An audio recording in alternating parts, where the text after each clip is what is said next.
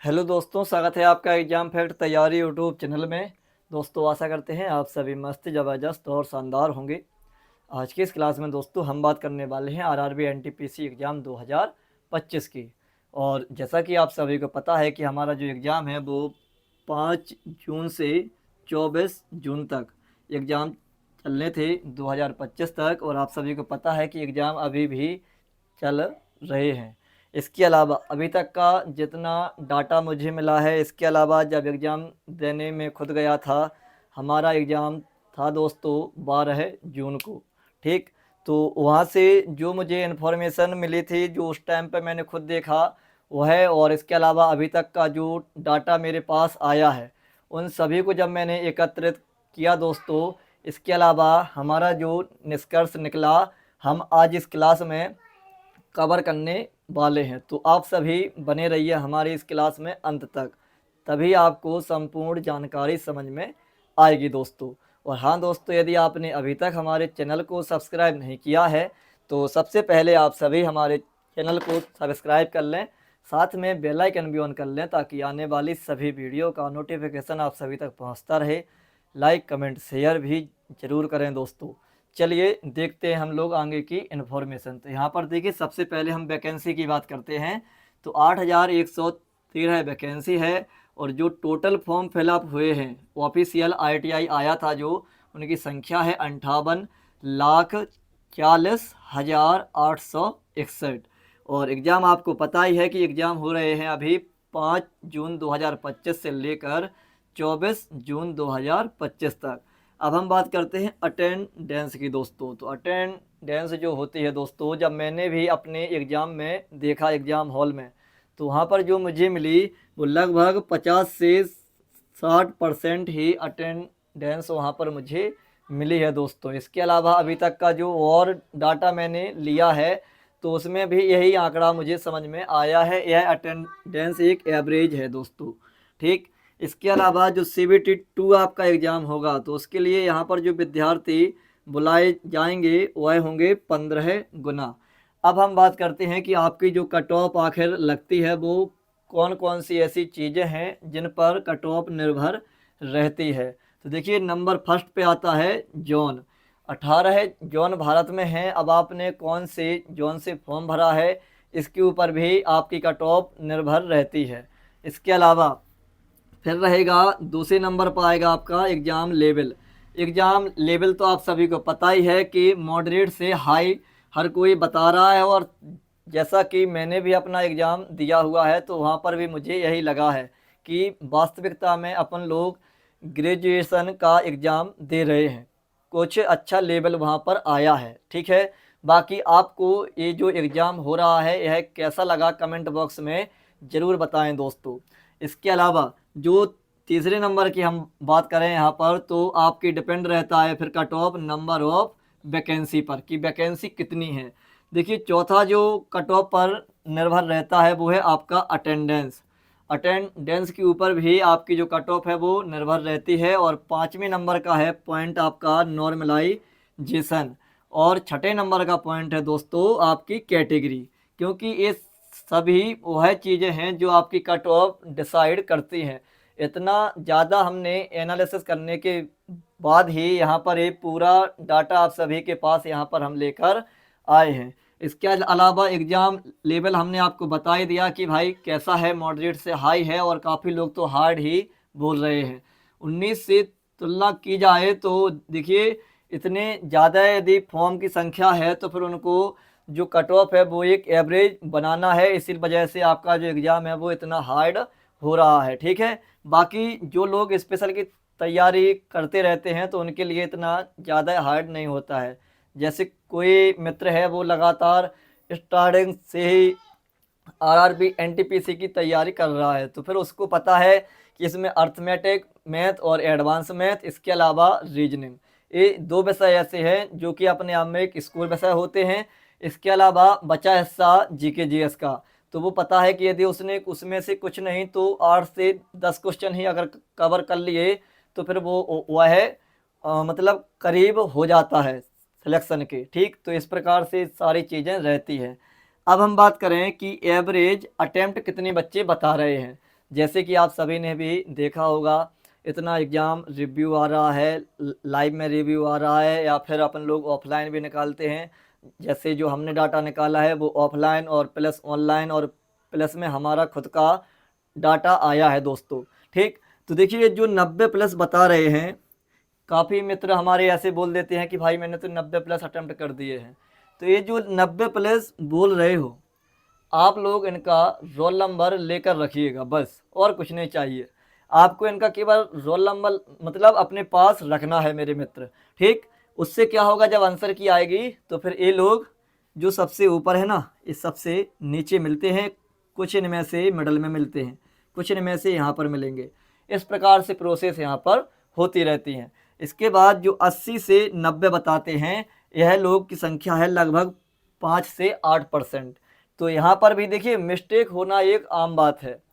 कोई कितना भी, जैसे कोई भी हो XYZ दोस्तों, यदि मैं ही हूँ या फिर कोई भी हो, आप लोग कितना भी इतना करके आइए कि हम यदि 80 क्वेश्चन आए तो 80 श्योर हों, बिल्कुल श्योर नहीं होंगे। उनमें से 1-2 क्वेश्चन, 2-4 क्वेश्चन गलत हो ही जाते हैं। यदि आपकी एक्यूरेसी अच्छी है और आपको यदि एग्ज़ाम का जो लेवल है वो अच्छे से समझ में आ गया है, तो फिर आपका एक्यूरेसी वहाँ पर बनती है। नहीं तो फिर 80 क्वेश्चन लगा के आए, उसमें से पता चलता है कि भाई 15 क्वेश्चन गलत हो गए। 15 क्वेश्चन गलत हो गए, बचे कितने, 65, और उसमें से 5 नंबर और हटा लीजिए तो बचे कितने, 60। फिर तो पता चलता है कि वही एवरेज आ जाता है। इसी प्रकार से जो यहाँ पर 70 से 80 अटेम्प्ट बताते हैं, उनकी संख्या जो हमने निकाली है, वह एवरेज आया हमारे पास 45% दोस्तों। ठीक, देखिए मिस्टेक हर किसी का स्वाभाविक है, लेकिन इनमें से जो भाई या बहन जिनकी मिस्टेक नहीं होंगी वही यहाँ पर टॉपर रहेगा। और इसके अलावा जो टॉपर होते हैं दोस्तों, हम आपको एक बात और बता दें, इनसे कभी भी आपकी जो कट ऑफ होती है वो कभी भी नहीं बनती है। टॉपर होना एक अच्छी बात है, लेकिन जो टॉपर होते हैं वो कभी भी कट ऑफ नहीं बनाते हैं। कट ऑफ बनाते हैं आपका मिडल वाला हिस्सा। आप सभी को यह तो मतलब अच्छे तरीके से पता ही होगा। जिनके नंबर एक एवरेज मार्क में आ रहे होंगे वहाँ पर ज़्यादा बच्चे मिलते हैं, आप सभी को पता है। जैसे कि काफ़ी सारे हमारे मित्र हैं जो कि रेलवे में पॉइंटों में रुक जाते हैं। जैसे कि इसका एक उदाहरण मैं खुद हूँ। 0.18 रेलवे ग्रुप डी 2019 की भर्ती। तो यहाँ पर देखिए काफ़ी सारे हमारे मित्र वहाँ पर हमारे आसपास बने हुए थे। तो ये सारी चीज़ें आपकी हो जाती हैं। और इसके अलावा 60 से 70 जो बता रहे हैं, उनकी संख्या यहाँ पर हम मानते हैं 35%। और आपने किसी को ये सुना है कि कोई ने ये बताया हो कि भाई मैंने 60 से नीचे अटेम्प्ट किए हो? ये कोई नहीं बोलेगा, सभी जानते हैं, कोई बोलेगा नहीं। लेकिन जब आंसर की आएगी तो ऐसे काफ़ी मित्र हमारे मिल जाते हैं जिनका जो स्कोर होता है वो 60 से नीचे भी आएगा, चाहे वो 90 प्लस वाले हों, या फिर 80 से 90 वाले हों, या फिर 70 से 80 वाले हों, या फिर 60 से 70 वाले हों। काफ़ी मित्र हमारे ऐसे मिल जाते हैं जिनका 60 से नीचे स्कोर आ जाता है। लेकिन अभी कोई नहीं बताएगा कि मैंने भाई 58 स्कोर अटेम्प्ट किया है, कोई नहीं बोलेगा। अभी सब बोलेंगे मैंने 70 के आसपास लगाए, 80 के आसपास लगाए। और जिनको पता नहीं होता है एग्ज़ाम के बारे में, वो तो ये बोलते हैं 90 प्लस, 95 प्लस। और उनमें से कुछ 1-2 बच्चे ऐसे भी होते हैं जिनका रॉ स्कोर अच्छा खासा रहता है और वह बताते भी हैं, लेकिन वह ज़्यादा नहीं बताते। ठीक, ये हमारे एवरेज अटेम्प्ट की बात हो गई। अब हम बात करते हैं एवरेज स्कोर की। तो देखिए मैथ की बात करें तो जिसका अर्थमेटिक और एडवांस दोनों मैथ कवर होगा, वही बंदा यहाँ पर आप ये मानिए कि 22 से 25 प्रश्न को बनाकर ले जा सकता है। यदि आप सोचेंगे कि हम केवल अर्थमेटिक को कवर करके इतना स्कोर लेकर आएंगे तो बहुत मुश्किल होने वाला है आप सभी के लिए। ठीक, तो यहाँ पर जिसका अर्थमेटिक और प्लस एडवांस मैथ दोनों मैथ जिस भाई के भी कवर होंगे तो वह इतना स्कोर ईजिली तरीके से कवर कर लेगा, क्योंकि एडवांस मैथ भी अपने आप में पूरा एक सिलेबस है। जो 8-10 चैप्टर है उनमें भी आपको लगभग 4 महीने से ज़्यादा का समय देना पड़ेगा भाई, तब जाके आपका एडवांस मैथ भी कवर होगा। रीजनिंग की बात करते हैं तो यहाँ पर रीजनिंग में तो ज़्यादातर बच्चों का स्कोर 25 प्लस तो मैक्सिमम हो ही जाता है। यदि उसकी तैयारी ठीक ठाक लेवल की रहती है। अब हम बात करते हैं जीके जीएस की। तो देखिए जीके जीएस में जो मतलब एक एवरेज बच्चा होगा, ठीक है, तो उसका स्कोर यहाँ पर 15 प्लस तो हो ही जाता है और लगभग 20-22 नंबर के आसपास वह पहुँच जाता है। अब यहाँ पर जो डिफरेंट बात हुई है इस बार, वो है कंप्यूटर, जो कि सबसे हट के आया है। एग्जामिनर को पता है कि भाई इतनी जो संख्या है, इतनी जो भीड़ यहाँ पर एग्जाम में आ रही है, 58 लाख में से कुछ नहीं तो 29 लाख के आसपास तो बच्चे पेपर देंगे ही, और उनको इतना हटाना भी है भाई। केवल वैकेंसी 8,000 है, आप समझ रहे हैं, 15 अट्ठे 120, ठीक, यानी 1,20,000 के आसपास उनको बच्चे बुलाने हैं। अब भाई 29 लाख में से जब वह छटनी करेगा तो वो कैसे होगी। तो इस बार एग्जामिनर ने एक अपडेट लेवल बना दिया है, मतलब लेवल कोई नहीं है, वो हिस्सा मतलब अपने जीके जीएस का ही है दोस्तों। लेकिन उसने क्या किया कि पिछली बार जो वैकेंसी आई थी 2019 से तुलना की, हमें यहाँ पर बात हमने लिखी थी, तो 2019 की वैकेंसी में कंप्यूटर से केवल 1 या 2 क्वेश्चन आए थे, ठीक। लेकिन यहाँ पर उसने इसी को अपडेट कर दिया। उसको पता है बच्चों ने कंप्यूटर को नहीं पढ़ा है, केवल कंप्यूटर बच्चे पढ़ते हैं जब वैकेंसी आती है दिल्ली पुलिस की, ठीक, उसके लिए बच्चे कंप्यूटर पढ़ते हैं। तो यहाँ पर तो बच्चों ने कंप्यूटर पढ़ा नहीं होगा, और इसीलिए उसने इस बार कंप्यूटर के 5 से 6 प्रश्न पूछ लिए हैं, और बच्चों का यहाँ पर रिपीट भी हुए हैं बच्चे यहाँ पर। और करंट अफेयर का तो आपको पता ही है कि हर शिफ्ट में लगभग 8 से 10 क्वेश्चन पूछे ही जाते हैं, ये तो कन्फर्म है। रेलवे का सबसे बड़ा फंडामेंटल है करंट अफेयर, श्योर है भाई। और हमारे काफ़ी भाई बहन ये बोल रहे थे कि भाई 2024 से क्वेश्चन आए हैं, तो देखिए भाइयों, आपकी शिफ्ट में हो सकता है 2024 से प्रश्न आए हों, लेकिन जो हमारी शिफ्ट आई थी उसमें सबसे ज़्यादा प्रश्न 2025 से ही थे, और ये मान सकते हैं कि 2 क्वेश्चन के आसपास 2024 से क्वेश्चन पूछे गए थे। तो अभी अब जैसे जो अंडर ग्रेजुएट वाला एग्ज़ाम है, तो उसके लिए आपको अभी से प्रिपरेशन अच्छे तरीके से स्टार्ट करनी होगी, तब जाके आपका अंडर ग्रेजुएशन वाला जो एग्ज़ाम है वो क्वालिफाई मतलब हो पाएगा दोस्तों, ठीक। अब इसके बाद हमारा बचा क्या हुआ है, तो अब बची है आपकी एक्सपेक्टेड कट ऑफ। तो देखिए एक्सपेक्टेड कट ऑफ की बात करें, या फिर हम यहाँ पर लिख दें आपका सेफ स्कोर, ठीक है। अभी आंसर की नहीं आई है दोस्तों, अभी ये हमने पूरा डाटा विश्लेषण किया हुआ है, जो कि आप सभी को समझ में आ रहा होगा कि हाँ यह रियल फैक्ट है बिल्कुल, अभी वर्तमान की स्थिति के हिसाब से। अब देखिए यूआर वाले जितने भी लोग, आप तो पता ही है कि अभी तो बच्चे ये भी बोलेंगे मेरे तो 90 प्लस या 85 प्लस 80 प्लस, तो अभी आंसर की थोड़ी ना आई है। आंसर की जब आएगी फिर और कन्फर्म वहाँ से डाटा अपन सभी को मिल पाएगा, ठीक है। तो अभी देखिए जो यूआर की बात करें, तो यूआर के यदि आप सभी के 67 नंबर प्लस हैं यूआर कैटेगरी, क्योंकि यहाँ पर जो एवरेज नंबर हमने कम से कम जितना डाटा एकत्रित किया है, वहाँ पर काफ़ी सारे हमारे मित्रों ने बताया है कि लगभग एवरेज इस बार रहने वाला है 70 के आसपास, क्योंकि इससे ज़्यादा किसी के हो ही नहीं पा रहे, बच्चे वहाँ पर क्वेश्चन अटेम्प्ट नहीं कर पा रहे हैं।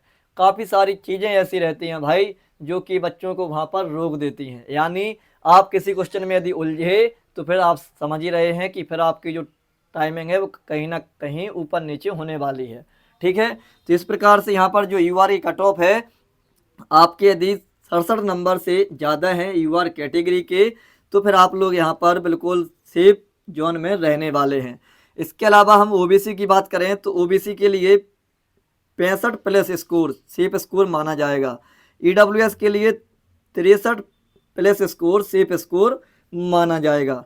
एससी के लिए बात करें तो 61 प्लस स्कोर यहाँ पर सेफ स्कोर माना जाएगा, और एसटी की बात करें तो यहाँ पर 58 प्लस स्कोर सेफ स्कोर माना जाएगा दोस्तों। देखिए बहुत सारी चीज़ें होती हैं, इसके बाद फिर आपको नॉर्मलाइजेशन भी मिल रही है अभी, ठीक है, इसका भी खेल रहने वाला है। तो मैंने यहाँ पर इसीलिए ये जो 6 पॉइंट है कट ऑफ, तो मतलब कट ऑफ इन्हीं पर आपकी कट ऑफ है दोस्तों वो निर्भर रहती है। ये 6 पॉइंट यहाँ पर दिए गए हैं, और ये रहा मेरा आज का जो संपूर्ण विश्लेषण है, वो आप सभी यहाँ पर देख सकते हैं, और देख लीजिए कि मैंने किस तरीके से यहाँ पर आप सभी को समझाया है। अब आशा करेंगे कि आपको हमारी यह जानकारी बहुत ही अच्छी लगी होगी, और यदि इसमें कोई भी गलती हो गई हो हमसे, तो फिर छोटा भाई या फिर बड़ा भाई जो भी आपको समझना है उसको समझकर माफ़ कर दीजिए। लेकिन जो डाटा मेरे पास आया है, जो मैंने एकत्रित किया हुआ है इतने दिनों से, तो भाई उसका विश्लेषण पूरा मैंने आपको बोर्ड के पीछे बता दिया है। और कोई इन्फॉर्मेशन आपको चाहिए हो तो कमेंट बॉक्स में कमेंट ज़रूर करें दोस्तों। इसी के साथ हम अपनी क्लास को विश्राम करते हैं और आशा यही करेंगे कि आपको हमारी यह इन्फॉर्मेशन बहुत ही अच्छी लगी होगी। ठीक है दोस्तों, जय हिंद, जय भारत दोस्तों।